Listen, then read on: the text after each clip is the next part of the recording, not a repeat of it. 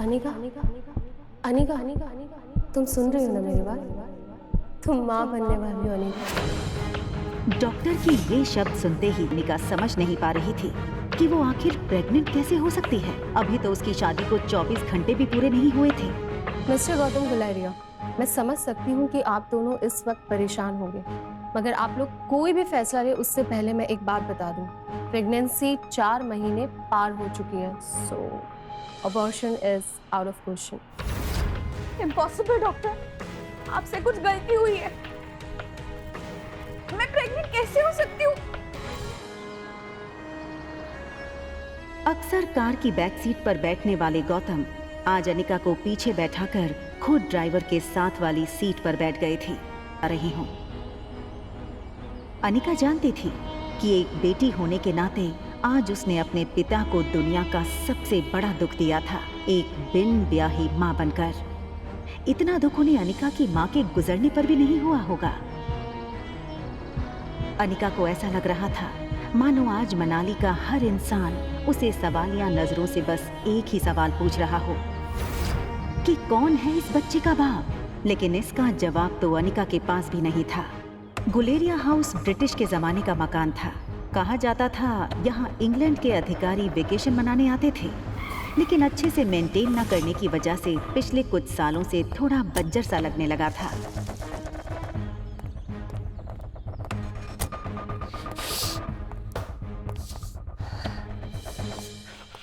अनिका कमजोर शरीर और भारी कदमों से गौतम के पीछे पीछे घर में दाखिल हुई। बिन माँ की पली बड़ी अनिका को आज सबसे ज्यादा जरूरत थी तो उसके पापा के इमोशनल सपोर्ट की। मुश्किल से एक मौका मिला था हमें हमारी जिंदगी फिर से बेहतर बनाने का। नसीब वाली थी तुम जो तुम्हारी डोगरा खानदान के इकलौते वारिस कुणाल डोगरा से शादी हुई थी। You know, कितने पावरफुल लोग हैं। मनाली का सबसे पावरफुल खानदान डोगराज। हमारे सारे कर्ज, पेंडिंग कोर्ट केस, हमारी हर तकलीफ से हमें बाहर निकाला था उन लोगों। लेकिन शादी के 24 घंटे में ही तुमने हमारी जिंदगी वापस से जहन्नुम बना दी। उन लोगों को अगर तुम्हारे इस कारनामे के बारे में पता चलेगा तो पता नहीं क्या होगा। और तुम्हारी छोटी बहन कामिनी, उससे कौन शादी करेगा? भले ही वो तुम्हारी सौतेली बहन हो, लेकिन तुम्हारे इस कारनामे की वजह से उसकी भी तो बदनामी होगी।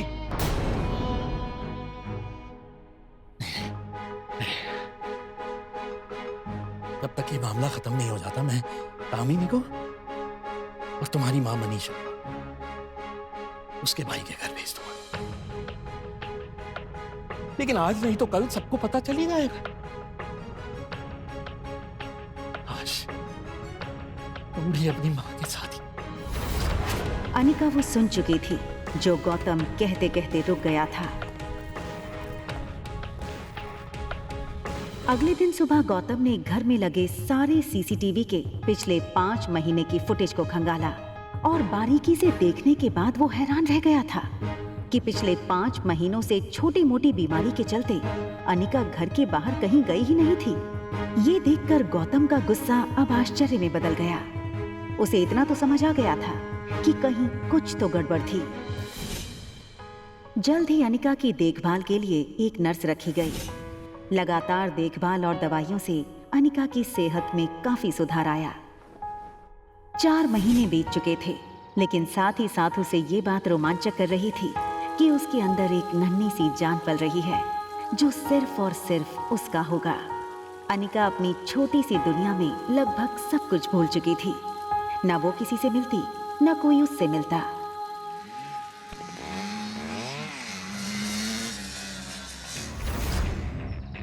अनिका ने जैसे ही लड़की को देखा उसकी धड़कन मानो डर और टेंशन से तेज हो गई। ये लड़का और कोई नहीं बल्कि अनिका का पति कुणाल डोगरा था।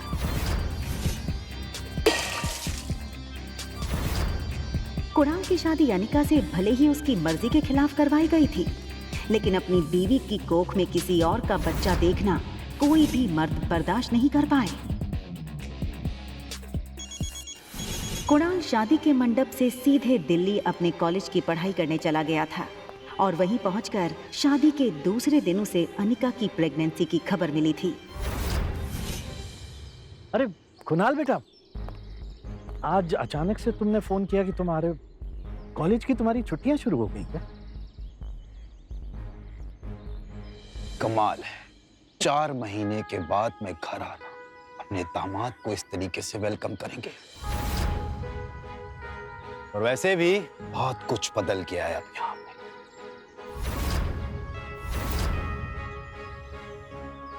आओ बेटा, अंदर चलकर बात कर। देखो कुणाल, अगर तुम इस शादी को तोड़ना चाहते हो तो मैं समझ सकता हूँ। तुम समझ सकते हो, लेकिन ये बात मेरे दादाजी नहीं समझ सकते। जबरदस्ती इसी से मेरी शादी करा दी। जब जब इसको देखता हूं ना, ऐसा लगता है एक ऐसे गुनाहों की सजा मिल रही है जो गुनाह मैंने कभी किए ही नहीं। देखो इस बेशरम को कैसे खड़ी है। मैं इस शादी को नहीं मानती। ये सुनकर कुणाल और गौतम दोनों ही शॉक थे। देखो बेटा, इस वक्त अनिका की तबीयत ठीक नहीं है, इसकी बातों पर ध्यान मत दो। और रहा सवाल इस बच्चे का, तो उसके पैदा होते ही उसे अनिका से हमेशा के लिए दूर कर दिया जाएगा, मेरा यकीन कर।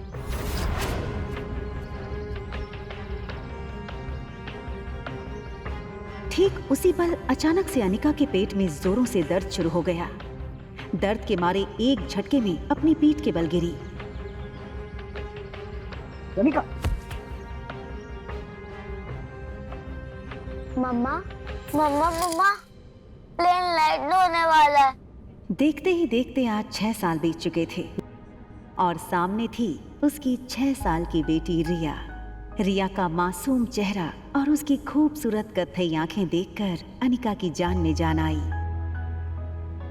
मम्मा, क्या हम पापा को ढूंढने जा रहे हैं मनाली? मैंने कितनी बार कहा तुमसे, तुम्हारे पापा नहीं है। कम ऑन मम्मा, हमारे तो टीचर सिखाते हैं कि सब बच्चों के मॉम एंड डैड होते हैं। तो क्या मैं गेमिंग वर्ल्ड से आई हूँ, या फिर मैं किसी जादू करके हेड से बाहर निकली हूँ? आबरा का डाबरा, रिया बाहर आजा। तो मनाली में मेरा भाई मिलेगा क्या? रिया का ये सवाल सुनकर अनिका गहरी सोच में डूब गई थी। उसे याद आ गया कि कैसे 6 साल पहले उसने मनाली के हॉस्पिटल में जुड़वा बच्चों को जन्म दिया था। अनिका के पापा गौतम की कदकाठी के एक आदमी ने उससे उसके दोनों बच्चों को छीनने की कोशिश की थी। कमजोर अनिका ने बड़ी हिम्मत से उस आदमी को रोकने की कोशिश की और उसका सामना कर रिया को तो बचा लिया, मगर अफसोस कि वो अपने बेटे को नहीं बचा पाई और वो आदमी अंधेरे में उसके बेटे को लेकर भाग गया था।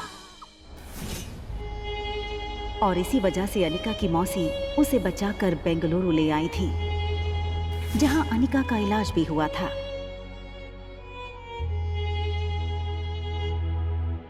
हालांकि इन 6 सालों में अनिका पूरी तरह से बदल चुकी थी।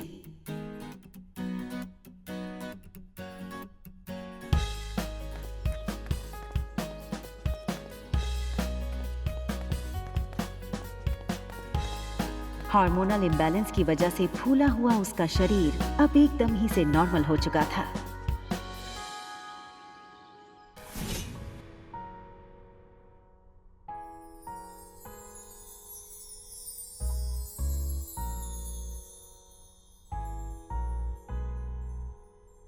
कितनी खूबसूरत लग रही हो तुम। मनाली में तो लोगों के होश उड़ जाएंगे।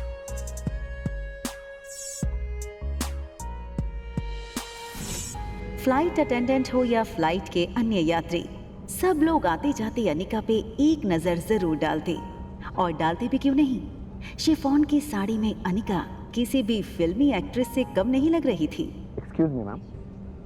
Is there anything I can bring for you?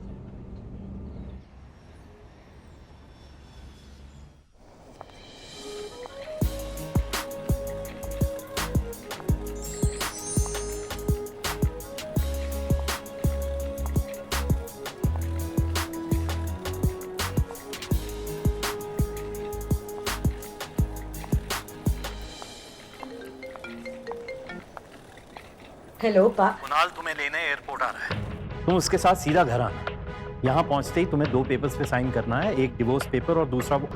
इतना कहकर गौतम अटक गया और फिर कुछ सोचकर उसने आगे कहा, खैर तुम घर आओ, यहाँ पहुंचते ही मैं तुम्हें सब समझाता हूँ।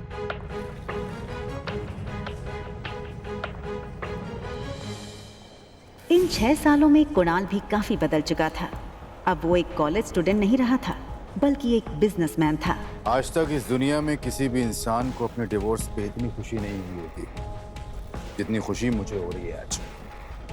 कैसे भी करके आज अपने डिवोर्स पेपर से साइन करवा लूंगा। आप फिक्र मत कीजिए सर, आज मैं सुबह सुबह माता के दर्शन करके निकला हूँ और मैंने भगवान से प्रार्थना की है कि आज आपकी हर मनोकामना पूरी। आप चिंता मत कीजिए, आज आपके पेपर साइन हो ही जाएंगे। अच्छा सुन, जब जब मैं उसको देखता हूं ना, मेरा मूड ऑफ हो जाता है। आज मेरा मूड अच्छा है और दिन भी, तो अपना मूड ऑफ नहीं करना चाहता हूं मैं। एक काम कर, घूम के खड़ा हो जाता हूँ। भले उसने तुझे नहीं देखा है, तेरे हाथ में जब ये बोर्ड देखेगी तो तेरे पास खुद ब खुद चली आएगी। सीधा कर ले बोर्ड को।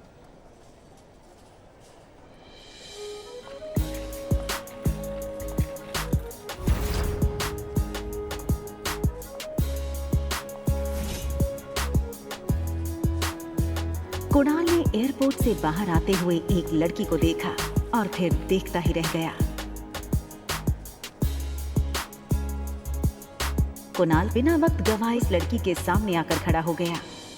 अनिका एक पल के लिए सहम गई और उसे लगा कि पहले की तरह कहीं कुणाल उसकी फिर से इंसल्ट ना कर दे, और इसीलिए अनिका सीधे कुणाल को थप्पड़ जड़ देना चाहती थी, मगर वो अपनी बेटी रिया के सामने कोई तमाशा नहीं करना चाहती थी। Hi miss gorgeous. अब लगता है मनाली में आप पहली बार आई हैं, क्योंकि अगर आप पहले आई होती तो ये पॉसिबल नहीं कि आप मेरी नज़र से अननोटिस होती। टैक्सी। टैक्सी की क्या जरूरत है? आप कहिए, जहाँ कहिए वहाँ मैं आपको ड्रॉप कर सकता हूँ अपनी कार से। इफ यू अरे ये छोटी सी गुड़िया कौन है? हाँ, लगता है ये आपकी छोटी बहन है।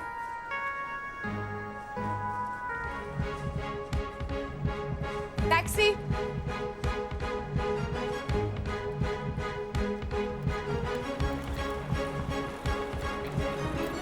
टैक्सी वहां से निकलने ही वाली थी कि तभी कुणाल ने टैक्सी रोकी। आप अपना नाम तो बता दीजिए। ये सुनकर अनिका ने बिना किसी भी हाव भाव से धीरे से कहा, अनिका गुलेरिया।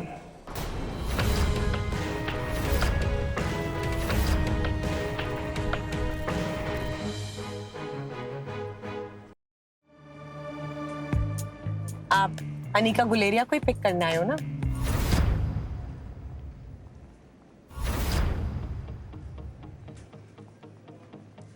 अरे वो उसको मैं टैक्सी में भेज दूंगा। एक काम करिए, आप दोनों मेरे साथ मेरी कार में चलिए, मैं ड्रॉप कर दूंगा आप लोग।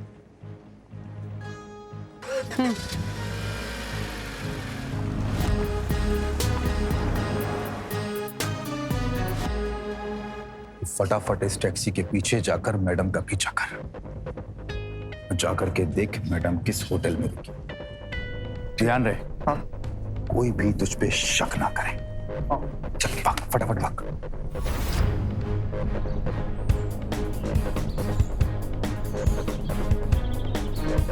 अगले 1 घंटे में अनिका की टैक्सी मनाली की सबसे बड़ी 5 स्टार होटल पैराडाइज इंटरनेशनल में दाखिल हुई। रुकिए। लेकिन उसका पीछा कर रहे राजू को होटल के मेन गेट पर ही रोक दिया। होटल का प्रीमियम इंटीरियर्स और फर्नीचर्स, आकर्षित एम्बियंस और वेलकमिंग स्टाफ को देखकर समझ आ रहा था कि क्यों देश विदेश से आए टूरिस्ट्स मनाली के इस शानदार होटल में रहना पसंद करते थे।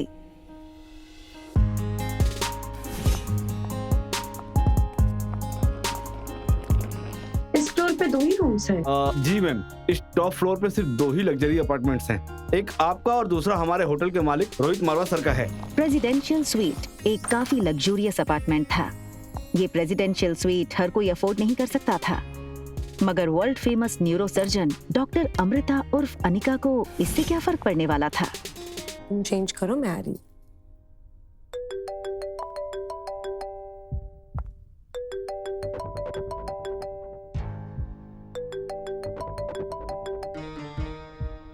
Hello Anika, what kind of behaviour is this? Kunal 2 घंटों से एयरपोर्ट पर तुम्हारा इंतजार करता रहा, तुम उसके साथ आई क्यों नहीं? कहाँ हो तुम? आ रही हूँ मैं। अनिका और उसके पिता गौतम के रिश्तों में दरार की वजह गौतम खुद था। 6 साल पहले गौतम ने अनिका से मुंह फेर लिया था और उसकी बेटी रिया को अपनाने से मना कर दिया था। इन 6 सालों में गौतम ने कभी भी अनिका को याद नहीं किया और आज उससे डिवोर्स पेपर साइन करने के लिए बार बार कॉल किए जा रहे हैं। लेकिन डिवोर्स पेपर के साथ साथ गौतम अनिका से कुछ और भी चाहता था। लेकिन क्या? तभी अनिका के फोन पर उसकी असिस्टेंट राजलक्ष्मी का फोन आया। हेलो मैडम, आशा करती हूँ आपकी फ्लाइट सेफ और कंफर्टेबल रही होगी और आपकी नींद भी पूरी हुई होगी। अब ये बताओ, एक्टिंग करने के लिए फोन किया या कोई नई बात बताने के लिए? अरे फिर से वो बिजनेस टाइकून रोहित मारवा का मेल आया था। वो अपनी दादी माँ का इलाज देश की सबसे बड़े न्यूरोसर्जन डॉक्टर अमृता यानी आपसे करवाना चाहता है। इस वक्त तो मनाली में ही है। आप भी मनाली में? तो मैंने सोचा क्या मैं अपॉइंटमेंट फिक्स कर दूं? नहीं नहीं, बिल्कुल नहीं। ये बड़े लोग अपने बड़े बुजुर्गों की चिंता का सिर्फ ढोंग करते हैं। इनका असली मकसद ना कुछ और ही होता है। बड़े बुजुर्गों की प्रॉपर्टी, उनका बिजनेस और पता नहीं क्या क्या। हमें इनसे दूरी रहना चाहिए। Okay, as you wish. वैसे एक बात बता दूं, मैंने सुना है कि रोहित मारवा की पर्सनालिटी काफी डैशिंग है।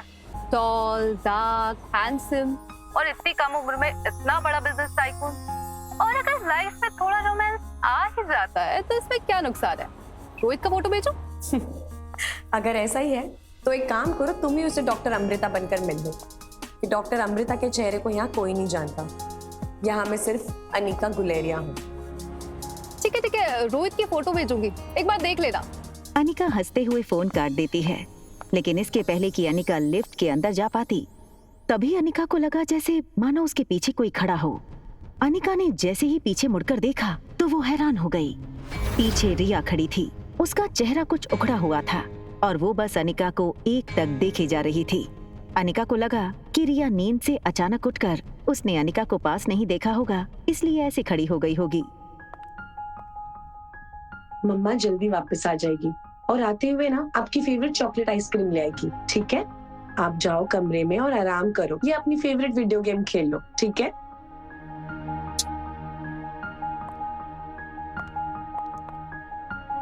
सीधा कमरे में ही जाना, okay? Mamma loves you and she will miss you a lot.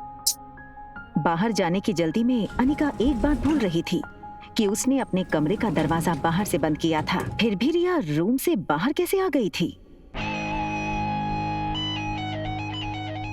तभी एक टॉल और हैंडसम आदमी होटल के टॉप फ्लोर के कॉरिडोर में तेजी से चलता हुआ आता है। ये आदमी था मारवा इंडस्ट्रीज का सीईओ रोहित मारवा।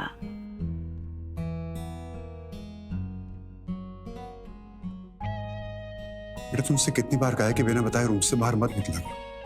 मेरी बात सुनते क्यों नहीं आ रही? जिस लड़की को रिया समझकर कुछ ही पल पहले अनिका ने बात की थी, वो बच्चा रिया नहीं बल्कि आर्यन था। रोहित मारवा का इकलौता बेटा आर्यन, मारवा इंडस्ट्रीज का इकलौता वारिस।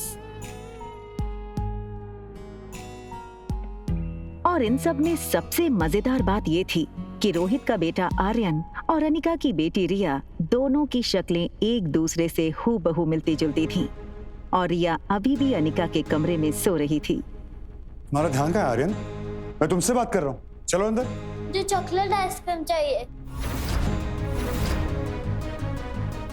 ये सुनकर रोहित थोड़ा हैरान हो गया। हमेशा गुमसुम और गुपचुप रहने वाला आर्यन का बर्ताव आज रोहित को कुछ अजीब लग रहा था। आर्यन के गाल पर लिपस्टिक का निशान देखकर रोहित हैरान हो गया।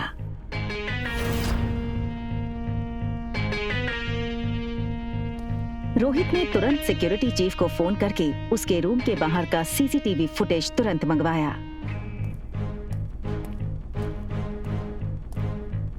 फुटेज में रोहित ने जो देखा वो देखकर वो दंग हो गया। आर्यन एक ऐसा बच्चा था जो किसी अजनबी से तो दूर बल्कि रिश्तेदारों से भी ज्यादा बात नहीं करता था, ना ही उसके पापा के अलावा किसी के साथ मिक्स होता था।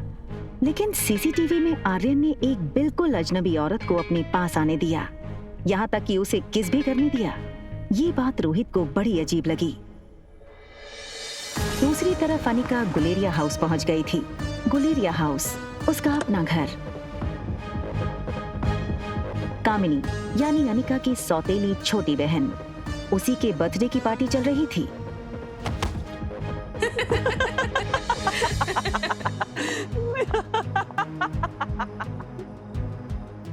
जैसे ही उस लड़की को अनिका ने देखा, उसे याद आया कि वो लड़की उसकी बुआ की बेटी प्रीति है। अगले साल मिस हिमाचल बनोगी और उसके बाद मिस इंडिया। क्या तुम अभी भी कहोगे कि तुम्हारी अनिका दीदी मुझसे ज्यादा खूबसूरत है? हाँ, अनिका दी सबसे ज्यादा सुंदर है। अच्छा, तो एक काम करते हैं, वोटिंग करते हैं। तो आप लोग वोट करोगे ज्यादा खूबसूरत कौन है, ठीक है? ये बात कहकर कामिनी ने अपने एक दोस्त से सिगरेट जलाने का लाइटर लिया और उससे अनिका की फोटो जला दी।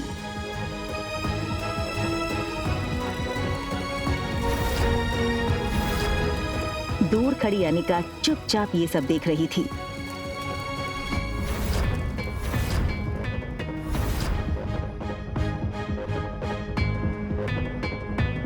सो गाइस, आप वोटिंग के साथ तैयार हैं? तो बताओ मुझे कितने वोट? कामिनी, कामिनी, कामिनी, कामिनी, कामिनी, कामिनी, कामिनी, कामिनी। बेचारी प्रीति, सारे वोट्स तो मुझे ही मिल गए और तुम हार गई।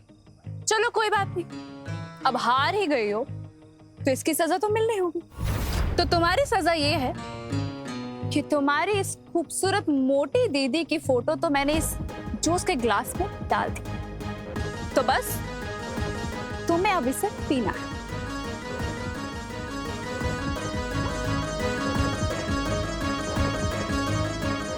दिन ना की अनिका को बचपन में साक्षी बुआ से ही माँ का प्यार मिला था और प्रीति मानो अनिका की कजन नहीं बल्कि सगी छोटी बहन हो। अनिका दी, हाँ?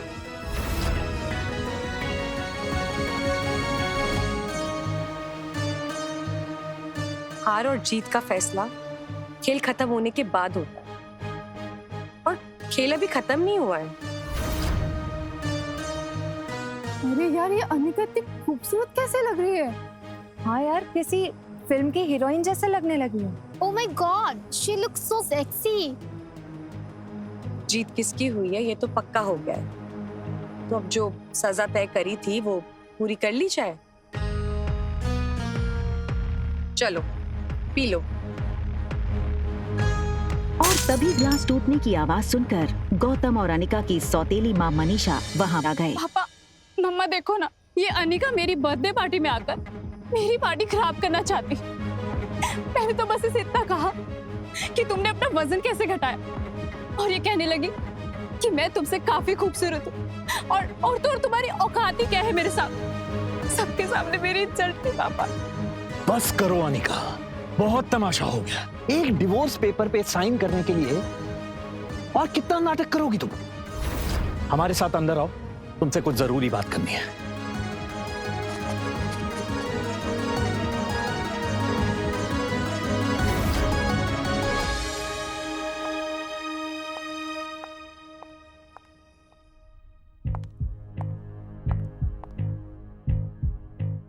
छह साल बाद अपनी बेटी से मिलने की कोई भी खुशी न जताते हुए वो सीधे मुद्दे की बात करना शुरू करते हैं।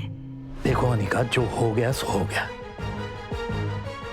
हमें और परेशान करके तुम्हें क्या मिलेगा? तुम मेहरबानी करके इन दो कागजात पर साइन कर दो। मैं तो सिर्फ डिवोर्स पेपर साइन करने आई थी, ये दूसरे पेपर्स?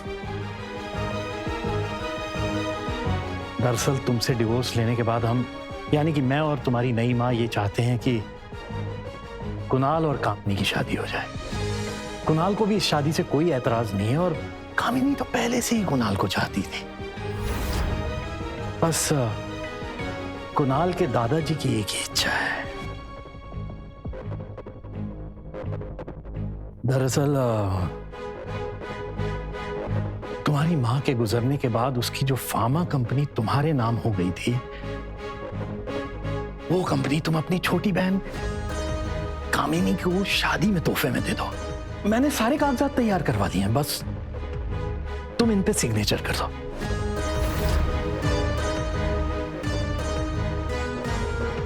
वो कभी सोच नहीं सकती थी कि डोगरा खानदान के साथ रिश्ता बनाए रखने के लिए उसके पापा इतना नीचे गिर सकते हैं।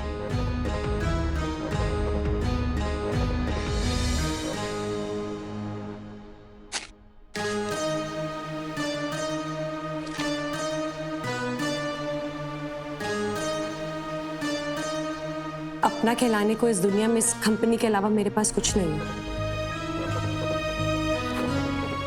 माफ कर दीजिएगा, लेकिन ये कंपनी मैं आपको नहीं दे सकती। क्यों हमें बर्बाद करने पर तुली आने का? वैसे भी बिन ब्याही माँ बनकर जो समाज में तुमने हमारी इज्जत उछाली है, वो कुछ कम है क्या? जो अब अपनी बहन की जिंदगी बर्बाद करना चाहती हो तुम?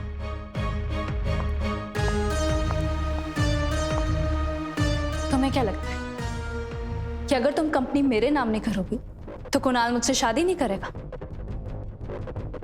वह मैं तुम्हारा। कुणाल मुझसे शादी इसलिए करना चाहता है क्योंकि वो मुझे पसंद करता है, ना कि तुम्हारी उस फैक्ट्री के लिए, जैसे उसे तुम्हारे साथ करनी पड़ी। लेकिन तुम ये सब नहीं देख सकती हो क्योंकि तुम मुझसे बचपन से ही चलती हो। कौन किससे जलता है ना, इसका नमूना तुम बाहर देख चुकी हो।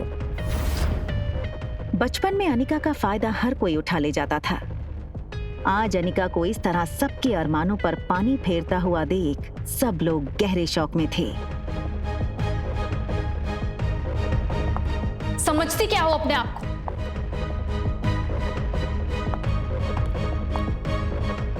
वजन घटाया है तो जुबान लड़ाना भी सीख गई हो क्या?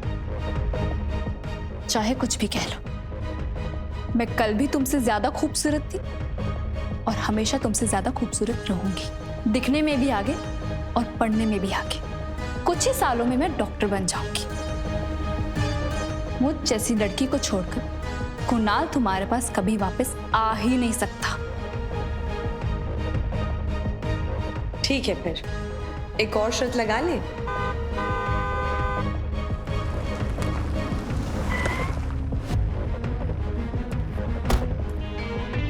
2 घंटा इसने मुझे एयरपोर्ट पे वेट कराया। अनिका, कहाँ हो तुम?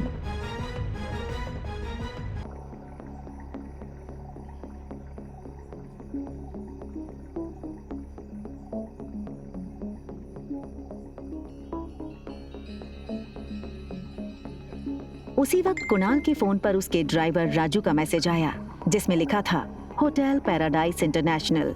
मैसेज पढ़कर कुणाल के चेहरे पर तुरंत ही एक स्माइल आ गई।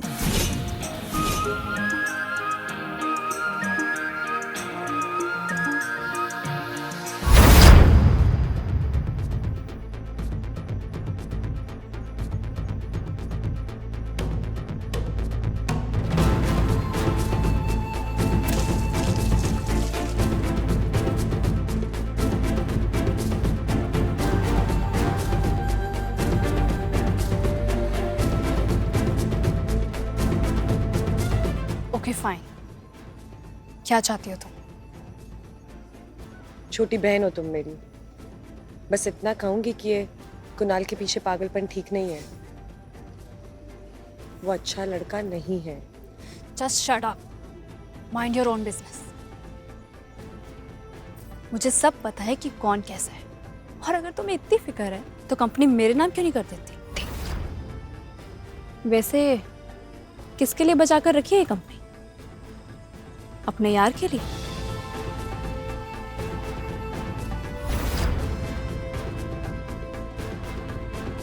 अनिका गुस्से में निकल गई। तभी वहां भागते हुए प्रीति आई।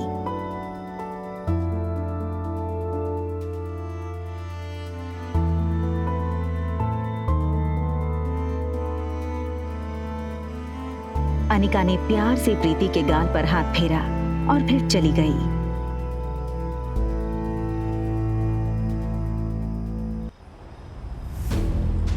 अनिका दुनिया में हर चीज से लड़ सकती थी, मगर कोई उसकी बेटी को कहे ये उसे बर्दाश्त नहीं था। किसके लिए बचा कर रखी है कंपनी? लेकिन इसके साथ ही उसके पास इस बात का भी कोई जवाब नहीं था कि रिया का बाप था कौन। अनिका आज तक उसकी जिंदगी की इस सबसे बड़ी पहेली को सुलझा नहीं पाई थी। वो ये सब सोच ही रही थी कि तभी अचानक उसे कुछ याद आया। अनिका ने अपनी फार्मा कंपनी के पुराने वफादार मैनेजर मनोज को फोन लगाया। Hello uncle. आज इतने सालों बाद कंपनी की मालकिन ने इस मुलाजिम को याद किया। एक्चुअली बस ये पूछना था कि कंपनी ठीक तो चल रही है ना? बेटा बस यूं समझ लो, डूबती नाव में बस छेद पकड़ के बैठा हूँ। फिर भी सालाना 4-5 लाख का प्रॉफिट हो जाता है, जो मैं गौतम जी को भिजवा देता हूँ। अगर तुम चाहो तो अगली बार से तुम्हें भेज दूँ। नहीं नहीं अंकल, उसकी कोई जरूरत नहीं है। आप अपना ख्याल रखिएगा। आखिर क्या है इस छोटी कंपनी में जो डोगरास हाथ धोकर इसके पीछे पड़ गए। पहले मेरे जरिए ये कंपनी हड़पने की कोशिश की और उसी के चलते कुनाल से मेरी शादी करवाई, और अब कामिनी के जरिए ये कंपनी पाना चाहते हैं। लेकिन क्यों? तो कंपनी मेरे नाम क्यों नहीं करती? होटल की तरफ टैक्सी बढ़ी रही थी कि तभी अनिका को याद आया कि उसने अपनी बेटी को एक प्रॉमिस किया था। मम्मा जल्दी वापस आ जाएगी और आते हुए ना आपकी फेवरेट चॉकलेट आइसक्रीम ले आएगी, ठीक है? Mamma loves you and she will miss you a lot. लेकिन अनिका इस बात से अनजान थी कि उसने प्रॉमिस रिया को नहीं बल्कि रोहित मारवा के बेटे आर्यन को किया था। होटल पहुंचते ही अनिका की कार को सिक्योरिटी गार्ड्स ने घेर लिया और वो अनिका का रास्ता रोक के खड़े हो गए। ये क्या बदतमीजी है? इस तरह से मेरा रास्ता रोकने का क्या मतलब है? सॉरी मैडम, हमें आपका सामान चेक करना होगा। बैग चेक करो। अनिका को कुछ समझ नहीं आया। उसके पास सिर्फ एक पर्स और चॉकलेट आइसक्रीम थी। Yes sir, it is chocolate ice cream.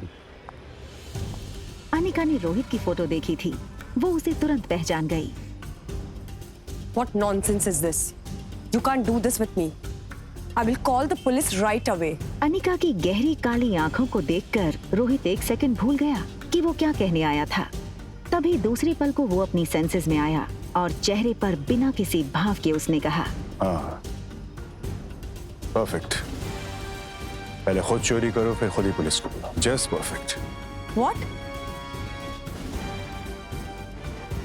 मुझसे और मेरे बेटे से दूर रहना। Excuse me. मैं कब तुम्हारे पास आई? And listen, इस आलीशान होटल के मालिक हो, इसका मतलब ये नहीं है कि अपने गेस्ट के साथ इस तरह बदतमीजी करो। I can sue you in the court, Mr. Rohit Marwa.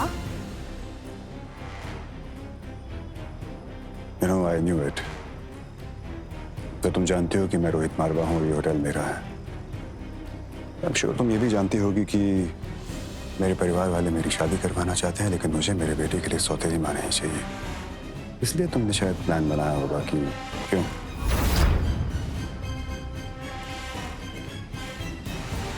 Just stay away from my son. Right?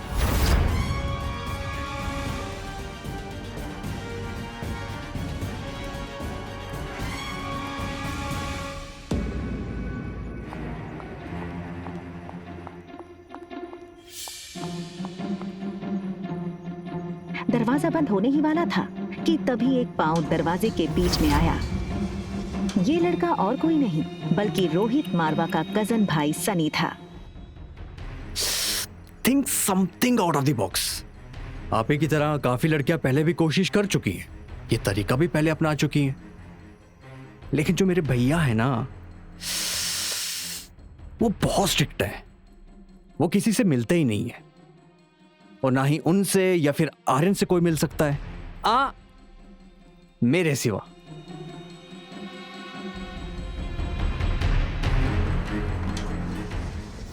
दूसरी तरफ गुलेरिया हाउस में पार्टी लगभग खत्म हो गई थी।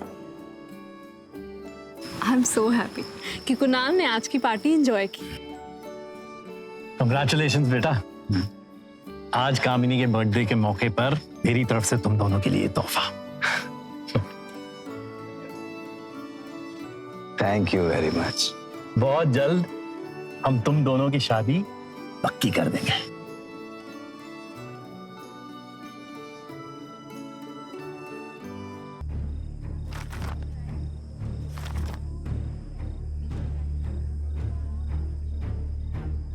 ये क्या है? ये सिर्फ डिवोर्स पेपर्स है। कंपनी के पेपर्स कहाँ हैं? ये हो सकती है शादी। कंपनी के पेपर्स अगर नहीं मिले तो मेरे घर वाले इस शादी के लिए नहीं मानेंगे और ना ही मैं। रखिए, चलो।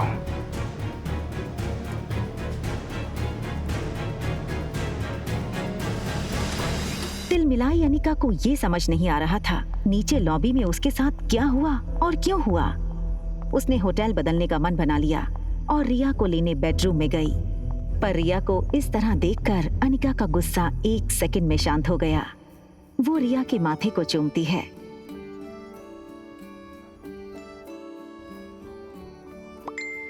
तभी उसके फोन में एक नोटिफिकेशन आया। अनिका ने मोबाइल चेक किया तो देखा कि उसके डॉक्टर अमृता नाम वाले मेल बॉक्स में रोहित मारवा का मैसेज आया था। और मीट यू अर्जेंटली। एक पेशेंट है जिसका दिमाग का ऑपरेशन करवाना है, जो सिर्फ आप कर सकती हैं।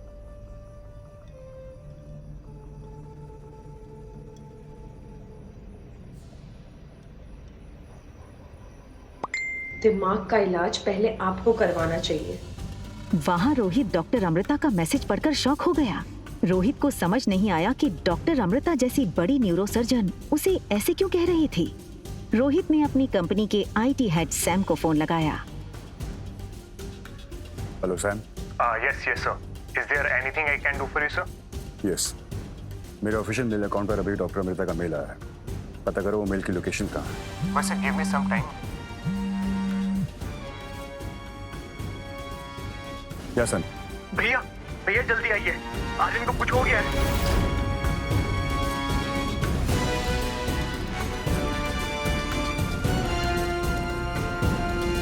रोहित ने लिफ्ट में टॉप फ्लोर का बटन दबाया, मगर आज उसे अपनी लिफ्ट की स्पीड बहुत स्लो लग रही थी।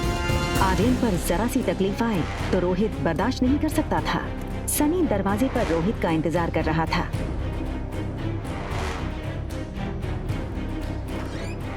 आर्यन गहरी नींद में था और वो नींद में एक ही चीज बोले जा रहा था, मम्मा, चॉकलेट आइसक्रीम। मम्मा, चॉकलेट आइसक्रीम। रोहित के लिए ये चीज बहुत शॉकिंग थी। रोहित ने आर्यन को माँ और बाप दोनों का प्यार दिया था, फिर आज ही अचानक आर्यन नींद में अपनी माँ को क्यों याद कर रहा था। ब्रो, मैंने ना इंटरनेट पे एक वीडियो देखा था जिसमें एक लेडी 7 साल के बच्चे को ये यकीन दिलाती है कि पिछले जन्म में वो उसका बेटा था, और वो बच्चा अपनी असली माँ को छोड़कर उस लेडी के साथ चला जाता है। तुम कहना क्या चाहते हो? ब्रो, वो सामने वाली ब्यूटीफुल सी दीदी, उनसे मिलने के बाद आर्यन का बिहेवियर काफी चेंज हो गया है। तुमसे कितनी बार कहा है कि टेक्नोलॉजी का सही इस्तेमाल किया करो। दिन भर या तो वीडियो गेम्स खेलते रहते हो या फिर ये वाहियात वीडियोस देखते रहते हो। तुम्हारे भी सोने का वक्त हो गया, जाके सो जाओ। सनी की बात रोहित के दिल में शक गड़ा चुकी थी। क्या सचमुच वो लड़की आर्यन के इमोशंस के साथ खेलकर उस तक पहुंचना चाहती थी, या वो सिर्फ एक कोइंसिडेंस था।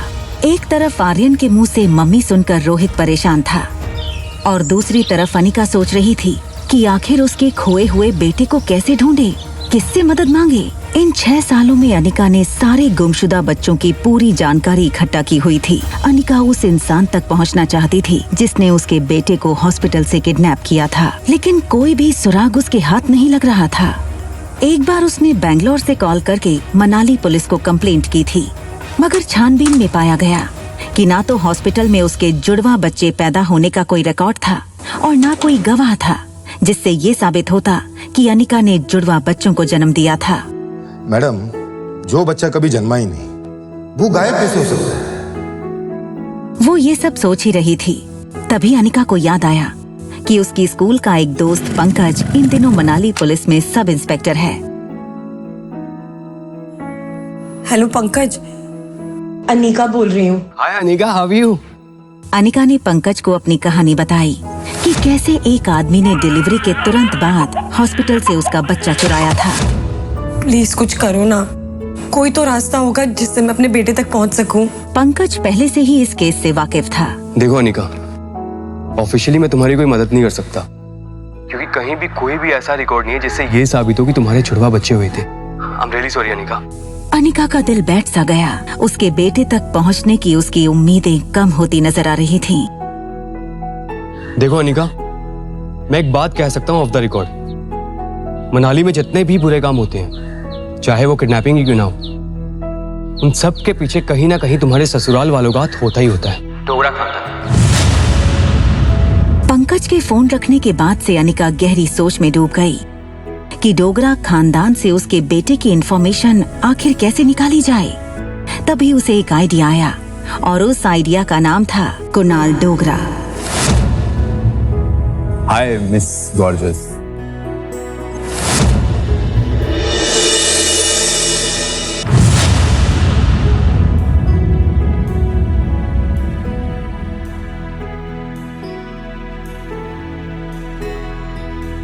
रिया अभी अपनी गेम में इतनी इन्वॉल्व थी कि उसके पास क्या चल रहा है उसकी कोई खबर ही नहीं थी। देखो बेटा, मम्मी 2-3 घंटे में आ जाएगी। अगर किसी भी चीज की जरूरत पड़े ना तो होटल के रूम सर्विस को कॉल कर देना। Okay okay, bye bye. Riya छोटी थी लेकिन अपनी उम्र के बच्चों से काफी ज्यादा स्मार्ट थी। उसको अक्सर अकेली रहने की आदत थी।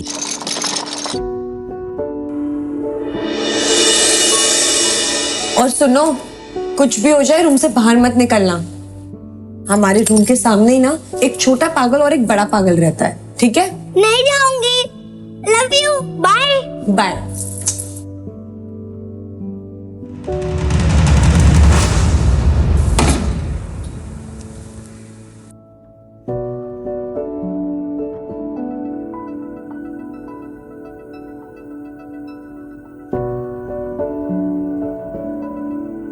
अनिका जान चुकी थी कि जब उसने रोहित को पागल कहा तब वो उसके पीछे ही खड़ा था।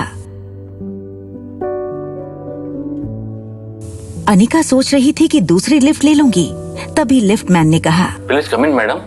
ना चाहते हुए भी अनिका को वही लिफ्ट में जाना पड़ा। अनिका सोच रही थी कि आखिर रोहित ने उसकी बात सुन के कुछ रिएक्ट क्यों नहीं किया। वहीं दूसरी तरफ रोहित इस लड़की को समझने की कोशिश कर रहा था। आपने छोटा पागल किसको बोला? आपके होटल में रहने वाले मेहमानों की प्राइवेसी का बिल्कुल ख्याल नहीं रखा जाता क्या? हमारी होटल मनाली की सबसे सेफ और सिक्योर होटल है। इतनी सिक्योरिटी के बावजूद ना कल मेरी चॉकलेट आइसक्रीम चोरी हो गई थी। इनफैक्ट कुछ डाकू आए और मेरी आइसक्रीम लूट के चले गए। एक्सक्यूज मी, आपने हमें डाकू बोला? हाँ बोला, क्योंकि कल तुम्हारी वजह से पहली बार मैं अपनी बेटी को दिया हुआ प्रॉमिस पूरा नहीं कर पाई। क्या मतलब? वो चॉकलेट आइसक्रीम आप अपनी बेटी के लिए लाई थी?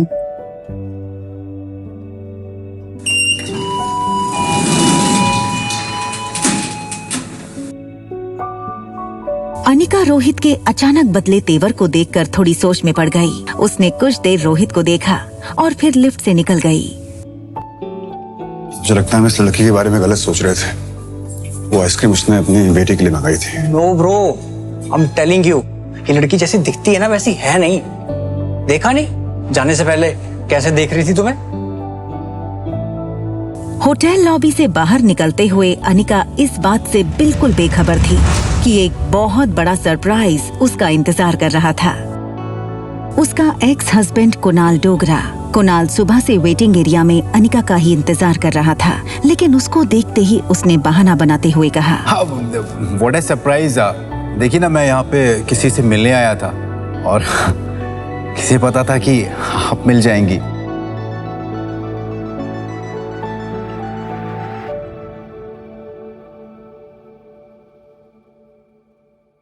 Thank you. My pleasure. वैसे यहाँ पास में ना एक बहुत अच्छी कॉफी शॉप है, तो क्या आप मेरे साथ कॉफी पे इफ यू चल सकती है? अनिका ने हाँ कर दी। कुणाल को अपनी लक पर विश्वास नहीं हो रहा था। That's great. लेकिन कितनी अजीब सी बात है ना कि हम लोग लगातार 2 दिन से मिल रहे हैं, लेकिन एक दूसरे का नाम ही नहीं जानते हैं अभी। अब वैसे, hi, my name is Kunal Dogra and yours?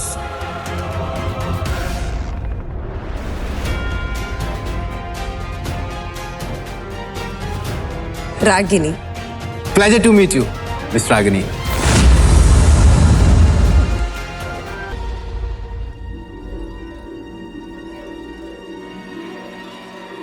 और होटल में चेक इन के टाइम इसने अपना नाम अनिका गुलेरिया बताया था। भैया यू शुड बी केयरफुल। हमें और आर्यन को ना इस लड़की से बच के रहना चाहिए।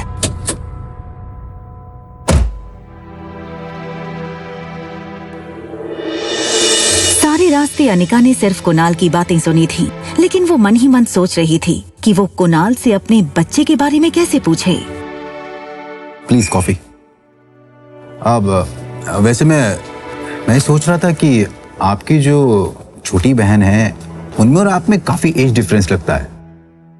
वो होंगी 6-7 साल की, आप 21-22। काफी जानकारी है आपको मेरे बारे में। हाँ, मतलब वैसे कुछ जानकारी मैंने भी आपके बारे में इकट्ठा की हुई है। अच्छा जी, जैसे कि आप मैरिड हैं। इनफैक्ट आपकी शादी के वक्त आपकी वाइफ 4 मंथ्स प्रेग्नेंट थी, राइट? रागिनी, तुम ये सब कैसे जानती हो? अरे, आप ही ने कहा था ना कि मनाली में किसी से भी कुणाल डोगरा के बारे में पूछ लो तो वो मुझे आपके घर तक पहुंचा देगा। देखो रागिनी, सच ये है कि उस लड़की के साथ मैंने 2 मिनट से ज्यादा नहीं बिताए। शादी के फेरे लेते ही मैं दिल्ली चला गया था। फिर जब लौट करके आया तो उसकी डिलीवरी की डेट आ चुकी थी। उसने एक बेटी को जन्म दिया। फिर उसके बाद वो अपनी मौसी के साथ बेंगलोर चली गई। बस इतना ही? उसका बेटा कहाँ है? ये सुनकर कुणाल एकदम से सुन्न हो गया। उसकी आवाज जैसे उसके हलक में अटक गई हो। कौन सा बेटा? तुम किस बेटे की बात कर रही हो? उसका बेटा। उस लड़की ने जुड़वा बच्चों को जन्म दिया था ना? तो लड़का कहाँ है? कुणाल चौंका तो था ही, लेकिन साथ ही उसको हल्का सा शक हुआ कि रागिनी इस तरह अनिका के बारे में क्यों पूछ रही है। और तभी अनिका बात घुमाते हुए बोली, ऑनेस्टली मैं किसी ऐसे से दोस्ती नहीं कर सकती जो अपनी लाइफ की बातें मुझसे छुपाए। I am really sorry.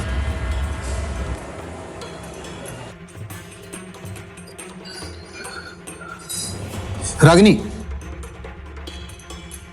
मैं बताता हूं। क्या आज अनिका को अपने खोए हुए बेटे के बारे में पता चल जाएगा? अनिका की धड़कनें तेज हो चुकी थीं। पिछले 6 सालों से अनिका को बस इसी पल का इंतजार था कि कहीं से उसके बेटे की कोई खबर मिले। एक बेटे को अपनी माँ के साथ देखकर अनिका को अपने खोए हुए बेटे की याद आ गई और वो चाहकर भी अपने आंसुओं को रोक नहीं पाई। लेकिन फिर अपने आंसुओं को छुपाने के लिए तुरंत अनिका ने पर्स से सनग्लासेस निकाले और पहन लिए। मुझे रागिनी को रोकना होगा। देखो रागिनी, मैं सच में नहीं जानता हूँ कि वो बच्चा इस वक्त कहाँ पे है, लेकिन ये जरूर जानता हूँ कि अनिका के पापा गौतम ने उसे किडनैप किया है। ये सुनकर अनिका पूरी तरह से टूट चुकी थी। उसे शक तो था कि उसके पापा उसके बेटे की किडनैपिंग के पीछे थे, मगर आज कुणाल के मुंह से ये सुनकर उसे यकीन भी हो गया। वो समझ नहीं पा रही थी कि उसके पापा ने आखिर ऐसा क्यों किया। और रहा सवाल इस बच्चे का, तो उसके पैदा होते ही उसे अनिका से हमेशा के लिए दूर कर दिया जाएगा। मेरा यकीन करो।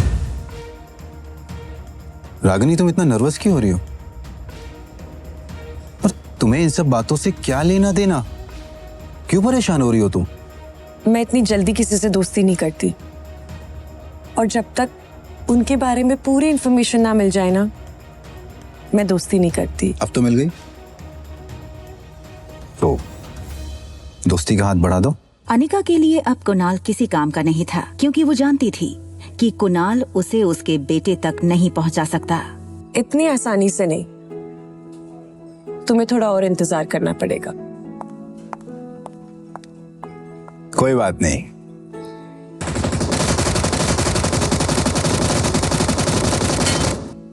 पीछे रहो, मैं आगे जाके दुश्मन का बंकर उड़ा देती हूँ।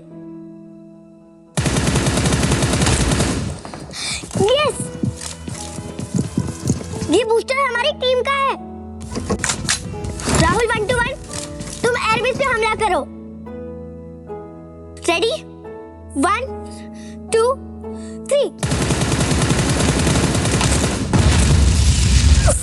हम जीत गए। हमेशा की तरह रिया की टीम जीत गई। गेमिंग की दुनिया में रिया स्वीट एंजल के नाम से मशहूर थी। हालांकि उसने अपनी गेमिंग आईडी में कोई फोटो नहीं डाली थी। वो नहीं चाहती थी कि लोग उसकी उम्र देखकर उसे जज करें। कई लोगों को तो लगता स्वीट एंजल कोई बहुत बड़ी इंजीनियर या कंप्यूटर जीनियस होगी। रिया पर अब इन मैसेजेस की वाहवाही का असर नहीं होता था, क्योंकि अब ये सब कुछ उसके लिए बहुत आम बात थी। स्वीट एंजल के नाम से खेल रही रिया मॉर्टल फाइट गेम की वर्ल्ड चैंपियन थी। अब एक चॉकलेट मिल्कशेक मंगवाया जाए। हमारे रूम के सामने ही ना एक छोटा पागल और एक बड़ा पागल रहता है। रिया वैसे तो बड़ी अच्छी बच्ची थी, मगर थी काफी शरारती। वो उन बच्चों में से थी जिन्हें कोई बात करने से मना करो तो वो ये जानने के लिए बहुत उत्सुक होते हैं कि आखिर ऐसा क्या है कि बड़े उन्हें वो चीज करने से मना करते हैं। 2401, छोटा पागल।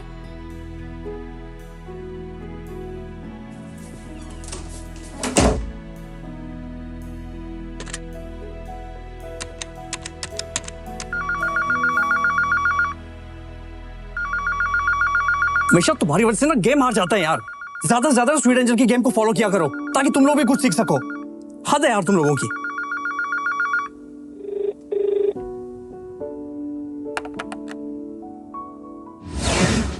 हेलो छोटे पागल।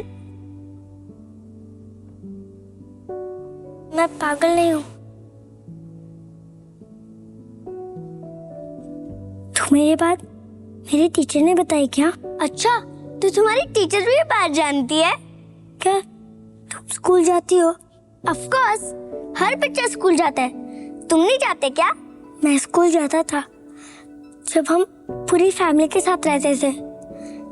फिर डैड मुझे यहाँ लेकर आ गए। ये होटल डैड की है और अब हम इस होटल में ही रहते हैं। और ट्यूशन टीचर भी यहीं आती है मुझे पढ़ाने। स्कूल नहीं जाते, होटल को अपना घर बना रखा है। अच्छा एक बात बताओ, तुम्हारा कोई फ्रेंड है यहाँ पर?